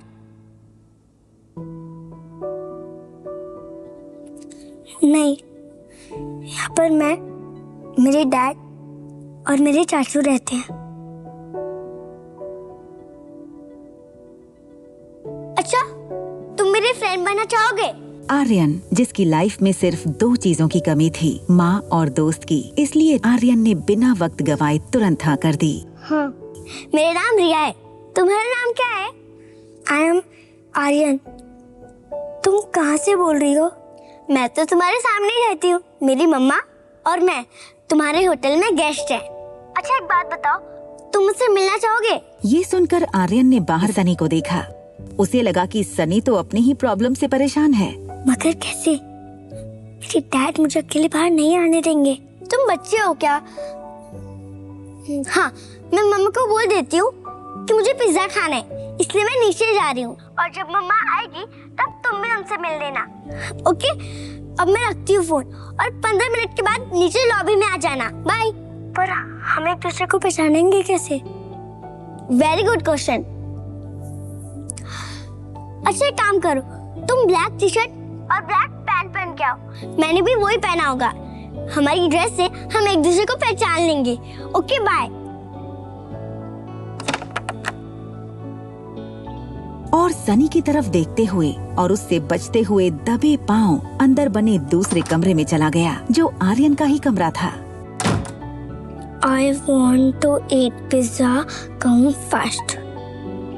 दूसरी तरफ रिया ये सोचकर खुश थी कि इस नई जगह पर उसने नया दोस्त बनाया था। सनी अब भी कानों में हेडफोन डाले फोन पर बिजी था। आर्यन में इतनी हिम्मत पहले कभी नहीं आई थी। उसे पता था कि अगर रोहित को पता चला तो बहुत स्ट्रिक्ट पनिशमेंट मिल सकती है, मगर नए दोस्त और बाहर पिज्जा की लालच से उसे रिस्क उठाने की हिम्मत मिली। अपने रूम के बाहर अकेले कदम रखते ही आर्यन का कॉन्फिडेंस और बढ़ गया। आर्यन की नजर सामने वाले स्वीट 2402 पर पड़ी। उसे लगा प्लान में थोड़ा चेंज होना चाहिए, क्यों ना वो और उसकी नई दोस्त यहीं से साथ चले। तभी लिफ्ट खुलने की आवाज आई। आर्यन का दिल डर के मारे जोर जोर से धड़कने लगा। उसने सोचा कि अगर रोहित ने उसे इस तरह रूम के बाहर देख लिया तो पता नहीं क्या होगा।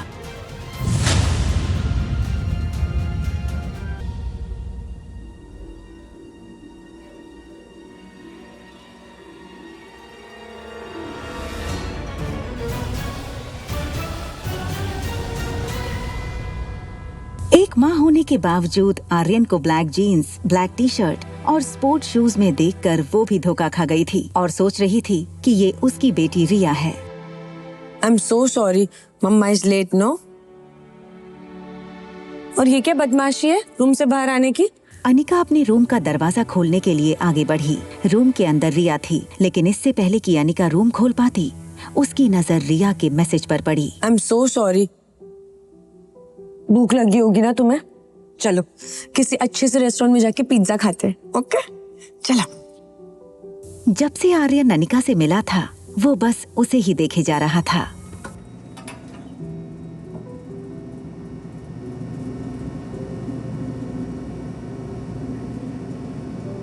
अनिका का स्पर्श, उसका प्यार देखकर आर्यन को ऐसा लगा जैसे कि अगर उसकी माँ होती तो उसे ऐसा ही प्यार करती। आर्यन ये तक भूल चुका था कि उसे उसकी नई दोस्त को मिलना था। इस वक्त आर्यन को अनिका की ममता के आगे और कुछ नहीं दिख रहा था। लिफ्ट में अनिका की बगल में खड़ा आर्यन धीरे से अचानक अनिका की उंगली पकड़ लेता है। ये देखकर अनिका को थोड़ा अजीब लगा और उसने आर्यन की तरफ देखा। आर्यन की आंखें जैसे अनिका की आंखों से पूछ रही हों कि माँ तुम कहाँ थी? अनिका, जो आर्यन को रिया समझ रही थी, उसने एक पल के लिए सोचा कि रिया ऐसे इमोशनली क्यों देखी जा रही है उसको। आर्यन ने आंखें बंद कर ली और अनिका को जोर से पकड़कर हक कर लिया, मानो जैसे आर्यन को हमेशा से इसी पल का इंतजार था।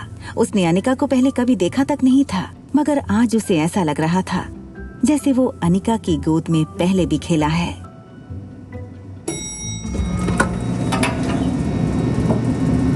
रोहित और अनिका की नजरें एक दूसरे से मिली, लेकिन दोनों में से किसी ने कुछ नहीं कहा। आर्यन का सर अनिका के कंधों पर झुके होने के कारण रोहित को आर्यन का चेहरा नहीं दिखा। रोहित बस अनिका को जाते हुए देखे जा रहा था। ऐसा लग रहा था मानो रोहित अभी आर्यन को अनिका की गोद में देख लेगा। आगे चली जा रही अनिका को कुछ एहसास हुआ। उसने पलटकर रोहित की तरफ देखा तो पाया कि रोहित उसे ही देखे जा रहा था। सर, रोहित को अपने आप पर गुस्सा आ रहा था। उसे लगा कहीं अनिका को गलत सिग्नल ना मिले। तभी लिफ्ट के बाहर से कोई हलचल ना होने के कारण रोहित को लगा कि अनिका अब चली गई होगी। कंफर्म करने के लिए उसने लिफ्ट के बाहर सर निकालकर चेक किया तो देखा कि अनिका अब भी वहीं खड़ी थी।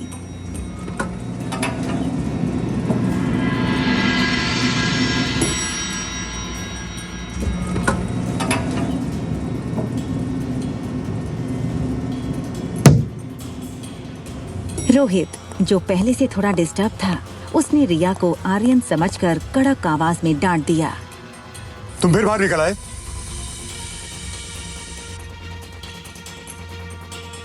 तुम्हें कितनी बार मना किया रूम से बाहर निकलने के लिए? तुम अपने डैड की बात सुनते क्यों नहीं हो? डैड, ये शब्द सुनते ही रिया की आंखें चमक उठी। उसका पूरा चेहरा उसकी स्माइल से भर गया था। डैड, आखिर मैंने आपको ढूंढ ही लिया।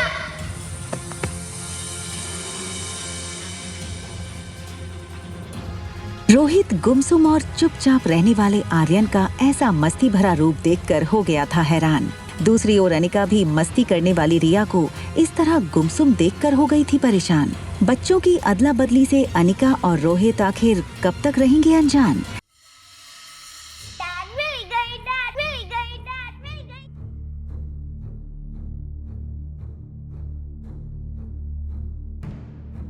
आखिर आर्यन को हो क्या है?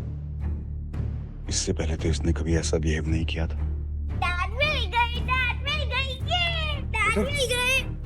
क्या हुआ तुम्हें? तुम ठीक तो हो ना बेटा? हाँ, आज तो मैं बहुत ही ठीक हूँ डैड। रोहित हैरान हो गया था। हमेशा चुपचाप रहने वाले आर्यन को आज हो क्या गया था? इस बच्चे में चेहरे के सिवा कोई गुण नहीं था जो आर्यन से मेल खाता हो। रोहित फिलहाल ऐसा कुछ नहीं करना चाहता था जिससे आर्यन पर कोई स्ट्रेस हो। बेटा रूम में चलें? तुम्हारे खाने का टाइम हो गया ना, तुम्हें भूख भी लगी होगी। हाँ, भूख तो मुझे बहुत लगी है। आज तो मुझे पिज्जा खाना है डैड। आज तक कभी आर्यन ने सामने से कोई चीज की डिमांड नहीं की थी, फिर आज अचानक पिज्जा की डिमांड। रोहित आर्यन को ऐसी कंडीशन में उसे किसी चीज के लिए मना करके उसकी मानसिक स्थिति और बिगाड़ना नहीं चाहता था। हाँ शेफ, हमारे होटल का बेस्ट पिज्जा रेडी करो, या हम लोग नीचे आ रहे हैं। सारे रास्ते टैक्सी में अनिका खिड़की के बाहर देखते हुए ये सोच रही थी कि आखिर उसके पापा किस जन्म का बदला ले रहे थे उससे। क्यों उन्होंने अनिका से उसका बेटा छीना? कहाँ होगा उसका बेटा?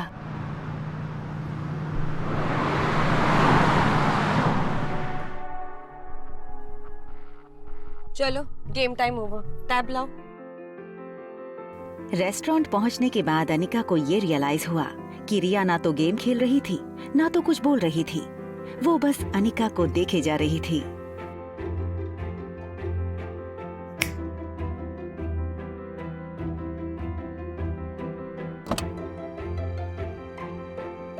चलो आज टेबल मैं चूज करूंगी। रिया ने ऐसा टेबल चुना जहाँ से लिफ्ट का दरवाजा ठीक से दिखाई दे। उसे अपने दोस्त को पहचानना था, ये वाला जो ब्लैक जीन्स और ब्लैक टी शर्ट पहने लिफ्ट से निकलेगा। नहीं नहीं, आप यहाँ मत बैठिए, वहाँ बैठिए। आर्यन का ऐसा बर्ताव रोहित ने पहले कभी नहीं देखा था।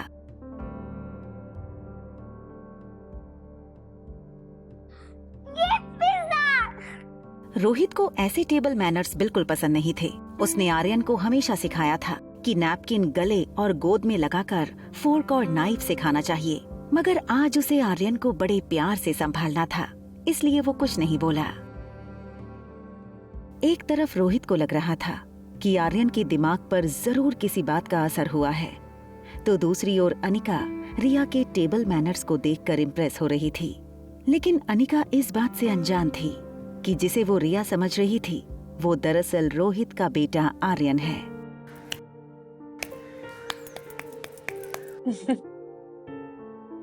अचानक अनिका की नजर रिया की आंखों पर पड़ी। आर्यन की आंखें हमेशा थकी हुई और कमजोर लगती थीं, इसलिए अनिका ने अपनी पर्स से एक आईना निकाला और आर्यन को दिखाकर बोली, ये तुम्हारी आंखों को क्या हो गया? ये देखो, ये सारा दिन ना गेम खेल खेल के ही होता है। Why don't you listen to your mom? Mom, I will listen to you. हमेशा बिंदास रहने वाली रिया को इतना शांत देखकर अनिका को उसकी चिंता हुई। अनिका उसके जवाब से संतुष्ट नहीं थी। उसे पता था कोई तो बात है जो हमेशा मस्ती में रहने वाली रिया आज इतनी शांत थी। Is everything all right? अगर सब कुछ ठीक है तो फिर ये आंखें इतनी थकी थकी सी क्यों है? इतनी छोटी सी हो गई हैं। और आज इतने चुप से क्यों हो? I am fine. In fact, आज मैं बहुत खुश हूँ mom. Can I call you mom?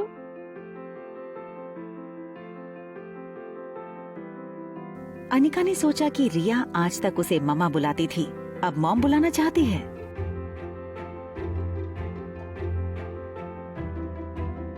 तुम मम्मा बोलो या मॉम बोलो, हूँ तो मैं तुम्हारी माँ। सचमुच? I love you mom.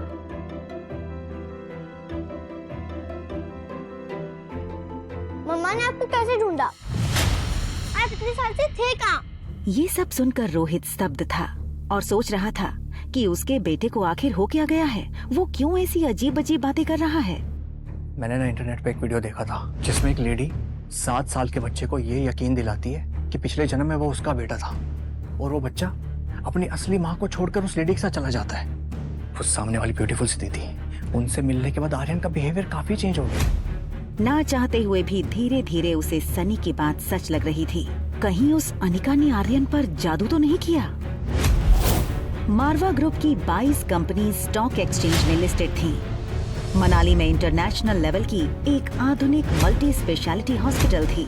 इतना बड़ा एम्पायर होने के बावजूद रोहित को अपनी पूरी लाइफ 1 सेकंड में फीकी लगने लगी थी। फिलहाल उसके लिए दौलत और शोहरत कोई मायने नहीं रखती थी। मायने रखता था तो बस आर्यन। रोहित आर्यन से अपनी जान से भी ज्यादा प्यार करता था, लेकिन आज अनिका के कारण उसे आर्यन को खोने का डर सता रहा था। रिया अब पिज्जा पर से अपने फेवरेट टॉपिंग्स चुन चुन कर हाथ से निकाल कर खाने लगी। तभी उसका ध्यान सामने बैठे रोहित के मसल्स पर गया। रेगुलर एक्सरसाइज की वजह से रोहित का शरीर फिट था। फ्लैट एब, टोन्ड मसल्स उसके टक्सीडो शर्ट से भी साफ नजर आ रहे थे। रिया ने रोहित के बाइसेप्स देखे और अपने छोटे छोटे हाथों से उसे दबा कर कहा, मैंने जितना सोचा था उससे कई ज्यादा हैंडसम और स्ट्रॉन्ग हो आप। मुझे एक हाथ में उठा के घुमाओ ना, बहुत हो जाएगा। करो करो करो। नहीं, पहले मैं खाऊंगी फिर मुझे घुमाना, ओके? आर्यन की कमजोर मानसिकता समझते हुए रोहित के पास उसकी बातें मानने के अलावा और कोई चारा नहीं था। देखो बेटा, मैं आपकी सारी बातें मानूंगा, आपका जो मन में आए वो करो, लेकिन आपको ना मेरी एक छोटी सी बात माननी पड़ेगी। वो जो शातिर औरत है ना जो 2402 में रहती है, बस उसकी बात मत सुन, ओके? आप ऐसे वर्ड कैसे यूज कर सकते हैं? आप भूलिए मत, वो मेरी मम्मा है। मुझे लगता है अब हमें जाना चाहिए। लगता नहीं, अब मेरा फ्रेंड आएगा। और हाँ, तब तक मैं आपसे बात नहीं करूंगी जब तक आप मेरी मम्मा को सॉरी नहीं बोलोगे। बेटा, बेटा मेरी बात सुनो, बेटा।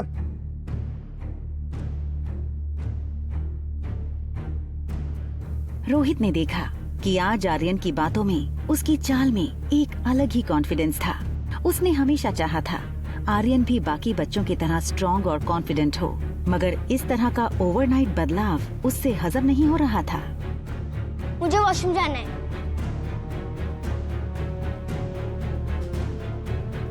वेट, आप अंदर नहीं आ सकते। आप जानते हैं ना?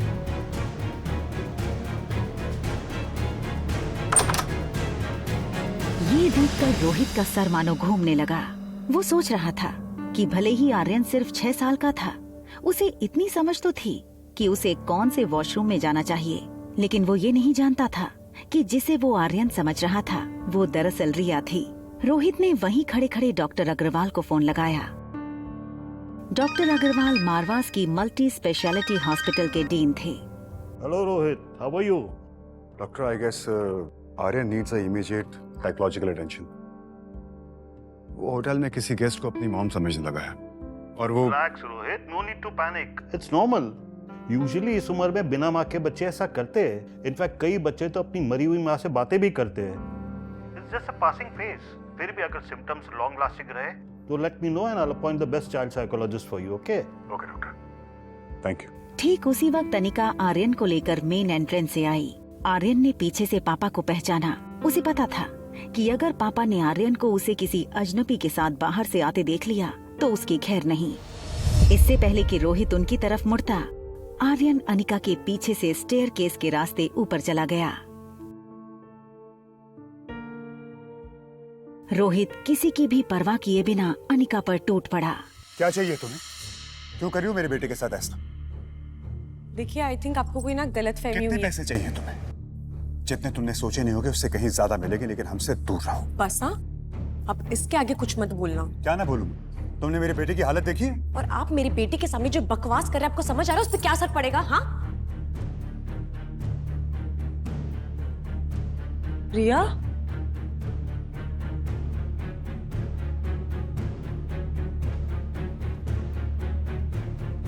आपने अभी मेरी बेटी को देखा जो अभी मेरे साथ आई थी, वो ब्लैक कलर का? आपने देखा अभी एक छोटी सी लड़की आई थी जी मेरे साथ में छोटी सी, वो कहाँ चली गई? आपने? रोहित समझ नहीं पा रहा था कि ये सब अनिका का दिखावा था या सचमुच उसकी बच्ची खोई थी। बेहद घबराई अनिका बार बार फोन लगाने लगी। वहाँ आर्यन टॉप फ्लोर पर अपने कमरे का दरवाजा नॉक करने लगा। कुछ देर बाद जब सनी ने दरवाजा खोला तो आर्यन को बाहर देखकर वो यकीन नहीं कर पाया। उसे डर था कहीं रोहित ने आर्यन को कमरे के बाहर देख लिया तो आर्यन के साथ साथ उसकी भी खैर नहीं। अरे तुम बाहर कब गए? मुस्कुराना बंद करो, बताओ मुझे तुम बाहर कब गए? फिर भैया ने तुम्हें देख लिया होगा ना। तुम्हारे साथ जो होगा सो होगा। मैं अपने फोन से हाथ धो बैठूंगा।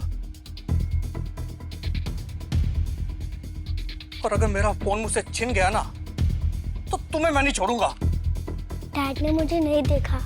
मैं सीढ़ी से फर्स्ट फ्लोर पे आ गया, फिर लिफ्ट से सीधा यहाँ। पर तुम गए कहाँ थे? पिज्जा खाने।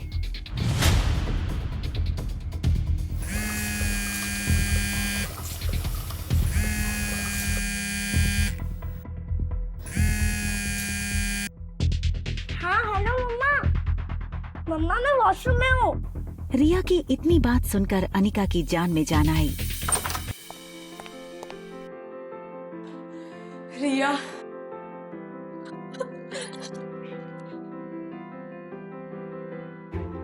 डरा दिया तूने। सारा दिन तू इतनी वेल बिहेव थी और होटल में आती तेरी शैतानी शुरू। आज का पिज्जा बहुत टेस्टी था मम्मा।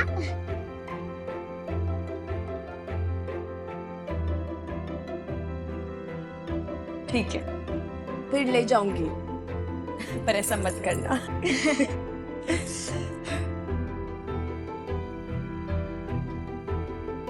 वॉशरूम के सामने एक सर्विस लिफ्ट थी। अनिका नहीं चाहती थी कि मेन लिफ्ट के सामने रिसेप्शन के पास खड़ा रोहित रिया के सामने फिर वो सब बोले जो उसने अभी अभी कहा था। सनी ये सुनकर परेशान था कि आखिर आर्यन पिज्जा किसके साथ खाकर आया। उसे लगा इससे पहले कि रोहित को कहीं से पता लगे मुझे ही सब कुछ बता देना चाहिए। हाँ बोलो। हेलो भैया, ये आर्यन कहीं से पिज्जा खाकर आया है। हाँ मैं उसे अपने साथ ले गया था। एक मिनट, आर्यन ऊपर तुम्हारे साथ है? हाँ।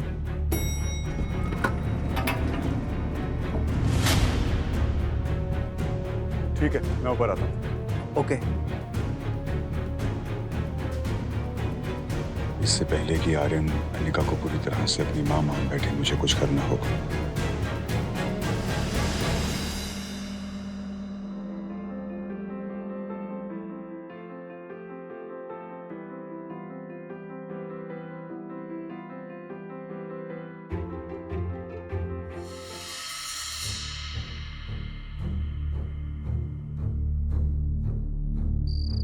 रात के 11 बज चुके थे। अनिका अपने स्वीट के बेडरूम में बेड पर लेट गई। सारे दिन की थकान के बाद अब उसके शरीर की कमजोरी उसकी आंखों में साफ दिखाई दे रही थी। वहाँ बगल में रिया बेड पर लेटी तो थी, मगर नींद उससे कोसों दूर थी। रिया की आंखों के सामने बार बार एक ही फिल्म चल रही थी। रिया, मम्मा और डैड घूमने गए हैं और रिया डैड के कंधों पर बैठी है। मम्मा, कितना अच्छा होगा ना जब आप और डैड दोनों साथ रहोगे, है ना? अनिका की कच्ची नींद अब गहरी हो चुकी थी, इसलिए उसने रिया की बात नहीं सुनी। रिया ने मम्मा को डिस्टर्ब न करने का सोच के उसे हक कर लिया। अपनी आंखें बंद की, ये सोचकर कि शायद नींद आ जाए।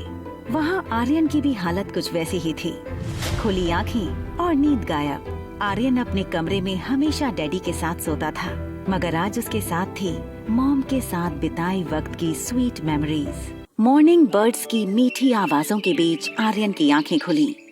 बीती रात उसे काफी अच्छी नींद आई थी, और क्यों ना हो, आर्यन ने जिंदगी में पहली बार माँ का स्पर्श महसूस किया था।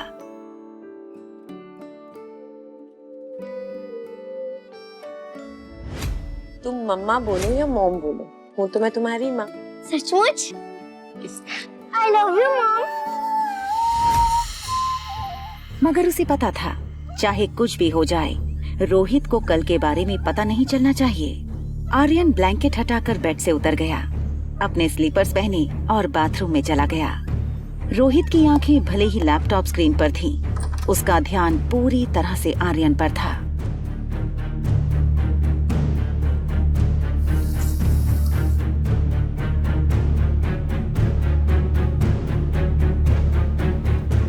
Good morning dad. रोहित की नजर अब भी आर्यन के बर्ताव पर थी, जो अब बिल्कुल पहले जैसे हो गया था। गुड मॉर्निंग बेटा, ब्रेकफास्ट के लिए चलें? डाइनिंग टेबल पर रोज की तरह होटल के सर्विस स्टाफ ने नाश्ता सजा दिया था। Orange juice, bread toast, butter और सैलेड। रोहित ने राहत की सांस ली। आर्यन पहले की तरह नॉर्मल हो गया था।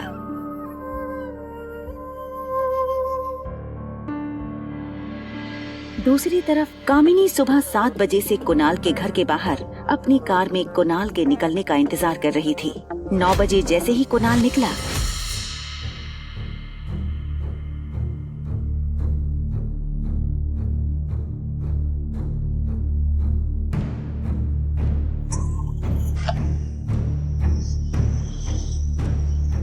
अनिका की सौतेली बहन कामिनी अपने होने वाले मंगेतर कुणाल का अपनी कार से तेजी से पीछा कर रही थी।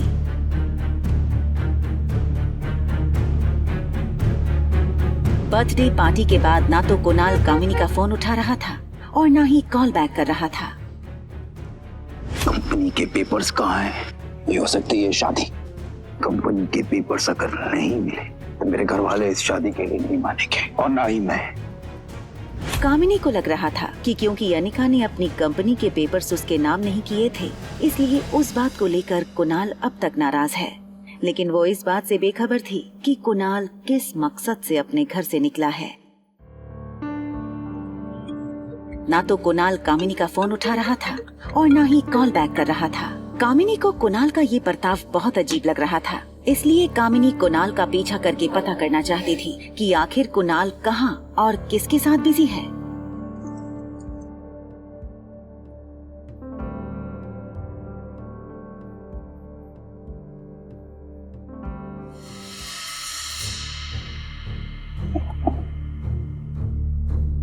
कुणाल की गाड़ी होटल पैराडाइज के गेट पर रुकी। कामिनी थोड़ी दूर रुक गई। उसने देखा कुणाल ने गेट पर सिक्योरिटी से कुछ बात की और गाड़ी लेकर अंदर चला गया। कामिनी कुणाल को पता नहीं चलने देना चाहती थी कि वो उसका पीछा कर रही थी।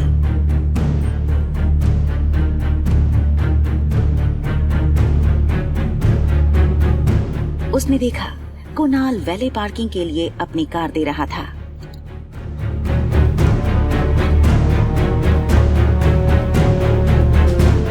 कुणाल जब लिफ्ट के अंदर चला गया तो कामिनी दौड़कर लिफ्ट के पास आई। उसने देखा कि लिफ्ट 4th फ्लोर पर रुकी और उसने कुणाल का पीछा करने का मन बना लिया। कामिनी जानना चाहती थी कि आखिर कुणाल इस होटल में क्या कर रहा है। 4th फ्लोर का कॉरिडोर खाली था। कामिनी चुपके से बाहर आई। हील्स की आवाज सुनकर कुणाल चौकन्ना हो गया और वो झट से मुड़ा।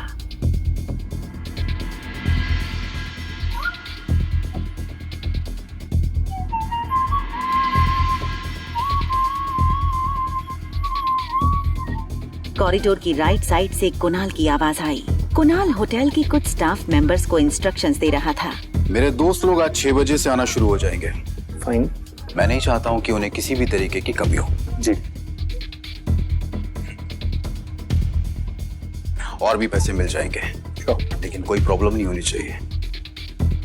दरअसल मैं चाहता हूँ कि ये पूरे हॉल को आप फूलों से सजा देना और वहां पे ना मुझे एक स्पॉटलाइट चाहिए और एक फॉलो लाइट चाहिए मुझे, जो मुझे फॉलो करे, ताकि जब मैं उस एनी प्रॉब्लम सर? नहीं, जब मैं इस दरवाजे से अंदर आऊंगा ना जी, तो मेरे हाथ में एक फूलों का गुलदस्ता होगा।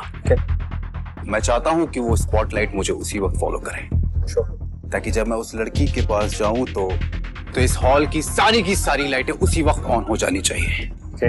एंड मेक श्योर, मैंने एक गाना सेलेक्ट किया है, डीजे वाले को बोल के वो गाना उसी वक्त बजवा देना। नोटेड। दरवाजे के बाहर खड़ी कामिनी कुछ समझ नहीं पा रही थी कि कुणाल आखिर करना क्या चाहता था। एक्सक्यूज मी मैडम, मैडम आपको कुछ चाहिए? कामिनी घबरा गई, कहीं कुणाल को उसके बारे में पता न चल जाए। वो वहाँ से भाग निकली। क्या हुआ मैडम? मैडम, अरे मैडम क्या हुआ? आवाज सुनकर कुणाल और बॉल रूम में मौजूद बाकी लोग बाहर दरवाजे की तरफ आ गए। क्या हुआ मनोज, क्यों चिल्ला रहे हो? अरे सर, एक मैडम थी यहाँ दरवाजे से लेके खड़ी थी, हाथ में उनका सैंडल था। मैंने पूछा क्या हुआ मैडम, तो भाग गई। शायद गलत फ्लोर पे आ गई होगी। नहीं, तुम्हारी शक्ल देख करके डर गई होगी। बाकी स्टाफ वाले सफाई वाले मनोज पर हंसने लगे। अच्छा सुनो, मेरा एक काम करोगे? हाँ सर करूंगा। देखो, अगर काम करोगे तो। कुणाल ने मनोज के हाथ में 2000 रुपए दिए। 2000 रुपए हुए तुम्हारे। रखो रखो। काम नहीं पूछोगे क्या है? क्या है? कुणाल ने अपनी जेब से फोन निकाला और रागिनी की तस्वीर मनोज को दिखाई। ये लड़की इसी होटल में रुकी हुई है। अब तुम्हें ये पता करना है कि इसका रूम नंबर क्या है। हो जाएगा सर। गुड। और फिर जब ये हो जाए तो फिर उसके बाद एक छोटा सा काम और कर देना। ये लेटर उसको दे देना। दे दूंगा सर, आप टेंशन मत लो। कामिनी गहरी सोच में अपनी गाड़ी की तरफ बढ़ रही थी। उसे ये तक पता नहीं था कि उसके पाँव की सैंडल अब तक उसके हाथों में थी। वो जैसे ही गाड़ी में बैठी, उसने देखा कुणाल अपनी गाड़ी में तेजी से होटल पैराडाइज के गेट से निकल रहा था। कामिनी तुरंत स्टीयरिंग व्हील के नीचे छुप गई। उसने कुणाल की गाड़ी को आगे निकलते हुए देखा। कामिनी समझ नहीं पा रही थी आखिर कुणाल ये सब क्यों कर रहा था और किसके लिए। कुणाल ने गाड़ी में तेज म्यूजिक चलाया हुआ था।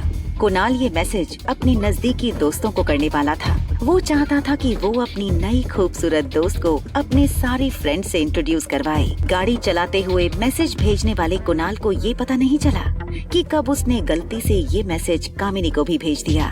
कामिनी अपनी गाड़ी में सर स्टीयरिंग पर रखकर बैठी थी। कामिनी को शक हो चुका था कि कुणाल की जिंदगी में शायद कोई और लड़की है।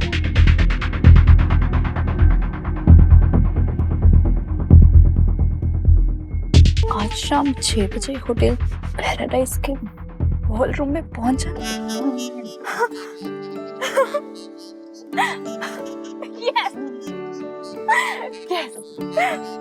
ये मैसेज पढ़कर मानो कामिनी को अपनी खोई जिंदगी वापस मिल गई थी। कामिनी को लगा कि सारी प्लानिंग कुणाल ने इसलिए की थी ताकि आज शाम वो कामिनी को शादी के लिए प्रपोज कर सके। बेचारी कामिनी को खुद पर शर्म आ रही थी। उसे लगा कुणाल पर उसे इस तरह शक नहीं करना चाहिए था। अब कामिनी को आज के स्पेशल दिन पर कुणाल के लिए कुछ स्पेशल करना था।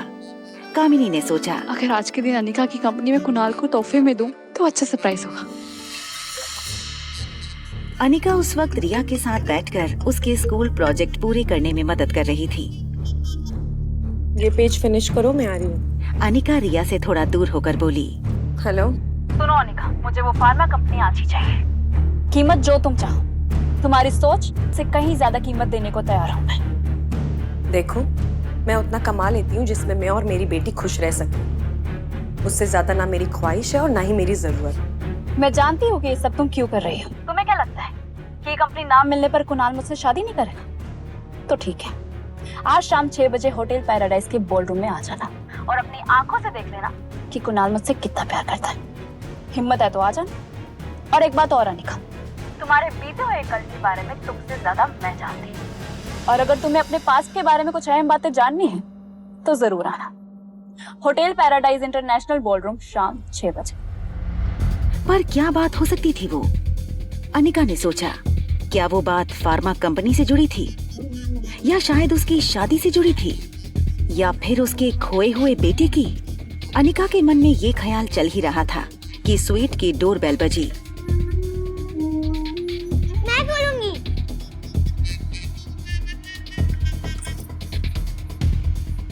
Room service ma'am. रिया ने मुस्कुराकर मनोज को अंदर आने का इशारा किया।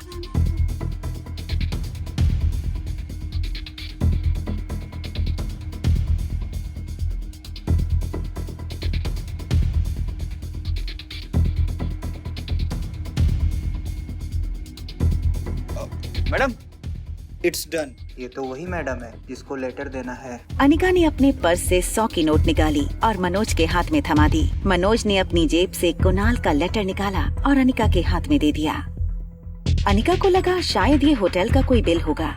उसने लेटर को अनफोल्ड किया। लेटर में लिखा था, डियर रागिनी, आखिर हमारा खत आपके कमरे तक पहुंच ही गया।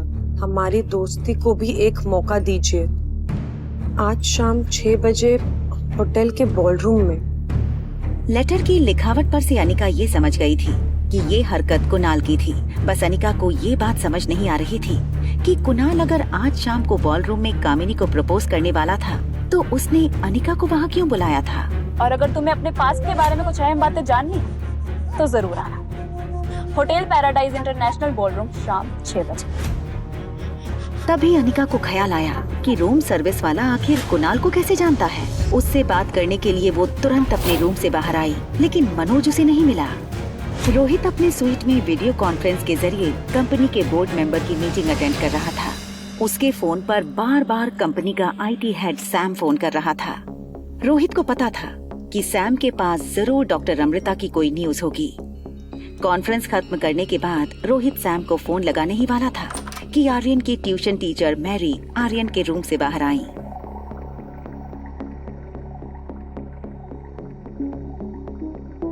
मिस्टर मारवा, आई थिंक आपको मेरी बात मान लेनी चाहिए। उसे स्पेशल बच्चों के साथ स्पेशल स्कूल में भेजना चाहिए।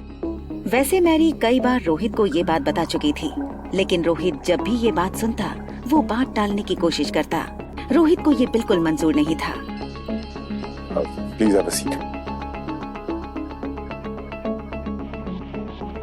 आप बताइए क्या हुआ? Mister Marwah, I don't know how should I explain this to you. Aryan is bad in every subject. अगर कोई बच्चा एक दो सब्जेक्ट में वीक होता तो मैं समझ सकती, लेकिन वो हर सब्जेक्ट में 0 है। EVS जो सबसे सिंपल सब्जेक्ट है वो उसे बोरिंग लगता है, बाकी सभी सब्जेक्ट उसके लिए बहुत डिफिकल्ट है। होमवर्क वो करता नहीं है और ट्यूशंस में वो पढ़ाई में ध्यान नहीं देता। रोहित रोज की कंप्लेंट सुनकर परेशान हो गया था, मगर वो चाहता था कि टीचर उसे यही पढ़ाए। देखिए टीचर, अगर आप कहेंगी तो मैं आपकी सैलरी डबल कर दूंगा। क्या आप कुछ एक्स्ट्रा टाइम निकाल के आर्यन को ट्यूशन दे सकती हैं? I will be very grateful to you. Mister Marwah, मेरी सैलरी आपके बच्चे की IQ ठीक नहीं कर सकती। Teacher. Mister Marwah, Aryan is a special child and he needs special attention. I hope you understand.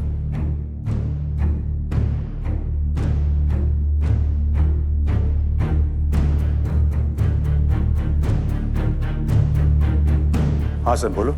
Sir मैंने मेल की लोकेशन ट्रैक किया है और बहुत ही हैरान कर देने वाली बात है सर, डॉक्टर अमृता ने जिस नेटवर्क के जरिए हमें मेल भेजा है वो मनाली का ही है।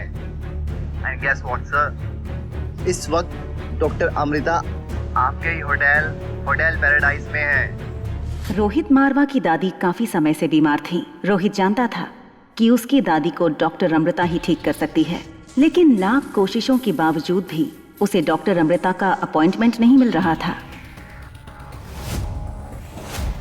आखिर रोहित इस बात से कब तक बेखबर रहेगा कि अनिका ही डॉक्टर अमृता है? हाँ सर, बोलो। डॉक्टर अमृता के बारे में कुछ पता चला? सर मैंने मेल की लोकेशन ट्रैक की है, बहुत ही हैरान करने वाली बात है। इस वक्त डॉक्टर अमृता आप ही के होटल पैराडाइज में है। हेलो, सिस्टम में चेक करके बताओ कि डॉक्टर अमृता ने हमारे होटल में चेक इन किया है। मैं नीचे आ रहा हूँ, हमें उसे ढूंढना है। This is urgent. मैं जानता हूँ कि वो इसी होटल में है। अनिका बॉल रूम में जैसे ही एंटर हुई, सब उसे देखते ही रह गए। अनिका की खूबसूरती हर लड़की पर भारी पड़ रही थी। बेचारी अनिका ने बिना किसी कसूर के काफी लड़कियों की दुश्मनी मोल ली थी। सारे लड़के जिस तरह अनिका को देख रहे थे, उसे काफी ऑकवर्ड फील हुआ। लेकिन फिर अनिका को याद आया कि वो बॉल रूम एक मकसद से आई है, कामिनी और कुणाल से मिलने। ये लेटर उसको दे देना। डियर रागिनी, आखिर हमारा खत आपके कमरे तक पहुंच ही गया। आप हमारी दोस्ती को भी एक मौका दीजिए। आज शाम 6 बजे होटल के बॉल रूम में। तुम्हें अपने पास्ट के बारे में कुछ अहम बातें जाननी है तो जरूर आना। होटल पैराडाइज इंटरनेशनल बॉलरूम, शाम 6 बजे। 6 साल पहले अनिका ने मनाली के हॉस्पिटल में जुड़वा बच्चों को जन्म दिया था, लेकिन उसी रात उसके बेटे को किसी ने उससे अलग कर दिया था। क्या सचमुच कामिनी अनिका के अतीत के बारे में, उसके खोए हुए बेटे के बारे में कुछ जानती है? और कामिनी के साथ साथ कुणाल ने अनिका को बॉल रूम में क्यों बुलाया था? Bhavna, yes sir. Did you find doctor Amrita in the system? Sir, doctor Amrita is not our guest. Doctor Amrita नाम की किसी गेस्ट ने चेक इन ही नहीं किया। What? How is that possible? मेरे पास इंफॉर्मेशन है कि वो इस वक्त इसी होटल में मौजूद है। I want to meet her. Check again, it's urgent. Sir, हो सकता है डॉक्टर अमृता हमारे यहाँ रुकी ना हो, पर हमारे होटल में खाना खाने या कॉफी पीने आई हो। ये सुनते ही रोहित रेस्टोरेंट की ओर मुड़ गया। रेस्टोरेंट में एंटर होते ही रोहित सारे गेस्ट को देखने लगा, मगर रोहित की परेशानी ये थी कि ना तो उसने कभी डॉक्टर अमृता को देखा था, ना ही इंटरनेट पर डॉक्टर अमृता की कोई फोटोग्राफ मौजूद थी। इसलिए रोहित ने पास बैठी हुई लेडी से पूछा, excuse me, doctor Amrita? No. Sorry. Ballroom में लगभग हर लड़का अनिका से दोस्ती करने की कोशिश कर चुका था। कोई उसका नाम पूछता तो कोई नंबर मांगता है। अनिका सबसे बस एक ही चीज कहती, नॉट इंटरेस्टेड। तभी वहां कामिनी अपनी दोस्त पूजा के साथ आई। गले में हीरों का हार, मैचिंग ब्रेसलेट और कानों में बड़े डायमंड स्टडेड झुमके। भारत की ज्यादातर लड़कियां शादी में इतना नहीं सजती होंगी जितना कामिनी इस पार्टी के लिए सज के आई थी। कामिनी को इस रूप में देखकर सारी फ्रेंड्स चौंक गए। क्या बात है कामिनी, आज कुछ स्पेशल है क्या? कोई हमें भी तो बताए ये पार्टी किस खुशी में है। ये सुनकर कामिनी के गाल लाल हो गए। वो चाहकर भी अपनी स्माइल नहीं छुपा सकती थी। थोड़ी देर रुक जाओ, सब कुछ पता चल जाएगा। तब तक एंजॉय द पार्टी। आगे की कहानी जानने के लिए देखें अगला एपिसोड सिर्फ पॉकेट FM के YouTube चैनल पर। और एक लड़की को देखा तो के सारे एपिसोड को सुनने के लिए डिस्क्रिप्शन में दी गई लिंक से डाउनलोड करें पॉकेट FM ऐप।